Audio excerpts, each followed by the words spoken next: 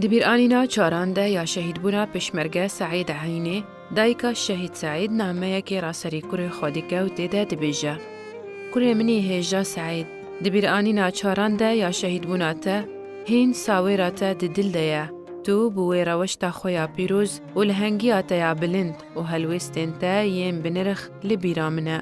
Te jiyana xwe kire qurbanî ji bo welatê xwe yê hêja û bi wê yekê û herdem tu şanaziyeke ji bo me û herdem taceke li ser serê me. Çend dijwar e cudabûn, dema ku xoşteviyek ji nav me bar dike û li paş xwe bîranînên gulavdayê dihêle. Bîranînên te tu car ji nav naçin û di hiş de hatine kolan û bi xama wefadarî di hemî dilan de hatine nîvisandin. دلي بحسابي قيهرين ما تفكري بزاواي كردستاني مقصت لك زيف جيراني مقصت لك كرد السيدة مقصت لك هو كتستي خود وهر رابي كنت مقعدي مقصت لك هذا من نابي صرحة فرادية نابي صرحة فرادية نابي خو سردانية مقعدة بقصت لك أنا نجمت أبي بقصت لك دستيت أدبي حتى زبم لبي دستيت أدبي قريبا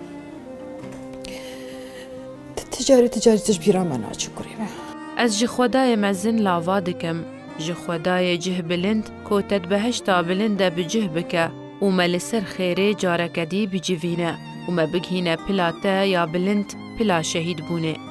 Erê em ji hev dûr keftin, lê ya ku dilê me xweş dike ew e ku tu li behişteke bêdûmahîk dijî. Ez spasiya xwedayê me zin dikim li ser dana wî ya pîroz ku bi wî çavê merdî li malbata min erî û şehîdek jê hilbijart û min û malbata min di kombenda pîroz ya malbatên şehîdan de pejirand.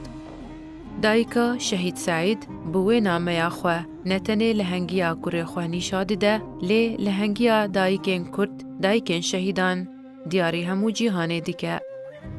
Şêrîn Kîlo.